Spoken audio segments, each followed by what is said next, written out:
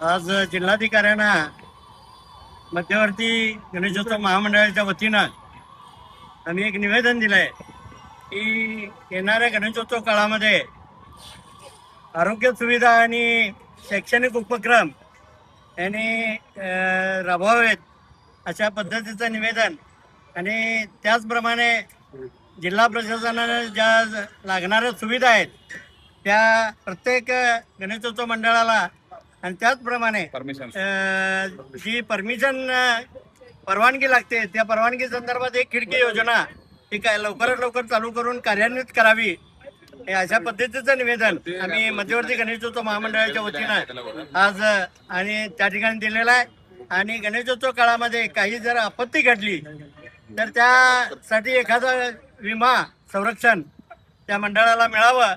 अशा पद्धतीचं निवेदन आम्ही आज त्या ठिकाणी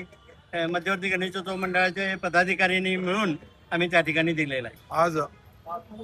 DC कार्यालय येथे मध्यवर्ती गणेश उत्सव महामंडळाच्या वतीनं येणाऱ्या गणेश उत्सव संदर्भात विविध सोयी ज्या सरकारकडून आम्हाला पाहिजेत त्या लवकरात लवकर अंमलात यावं म्हणूनच एक 1.5 महिना अगोदर आम्ही या मध्यवर्ती गणेश उत्सव महामंडळाचे पदाधिकारी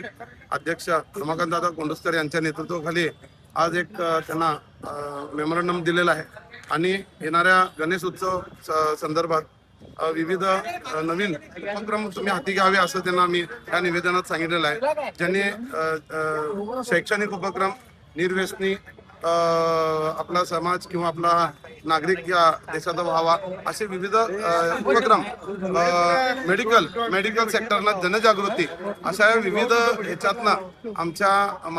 गणेश उत्सव माध्यमातून हा प्रचार व्हावा म्हणून सुद्धा आम्ही या निवेदनात म्हटलेलं आहे. आणि लवकरात लवकर बैठक एक कन्सर्न डिपार्टमेंटची लवकरात लवकर बैठक ह्या मध्यवर्ती महामंडळाच्या संयुक्त रीतीनं व्हावी आणि सगळ्या मंडळांची आमची जी अडचणी आहेत त्या आम्ही त्या मोठ्या मीटिंग मध्ये मांडणार आहे असं म्हणून आज मेमोरंडम दिलेला आहे. त्याही सुद्धा वरती थोड्यात चर्चा झालेली होती ज्या वेळेला निवेदन देण्यात आलं की इको फ्रेंडली हे करा. खरंच ती आम्ही त्याला समर्थ आहे की असं एक जेव्हा कार्यक्रम होतात तो कुठेही आपल्या नैसर्गिक दृष्ट्या आम्ही कुठेही त्याला हे होऊ नये ज्या केमिकल वापरतात त्या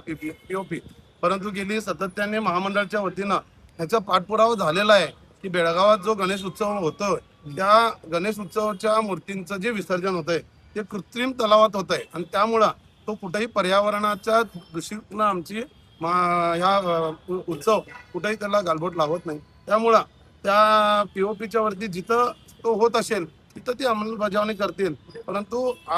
4 वर्षा अगोदरपासून आता हे आपले DC साहेब किंवा विविध डिपार्टमेंट ज्याच्यावर POPचे योजना राबवत आहेत त्यांनी दक्षता घेतली की जिथं आमचे विसर्जन होतात तिथं हे कृत्रिम तलाव आहेत. त्यामुळे बेळगाव शहर आणि उपनगरात काय हा विषय मला वाटत नाही गंभीर्याने घेतला. ठीक आहे.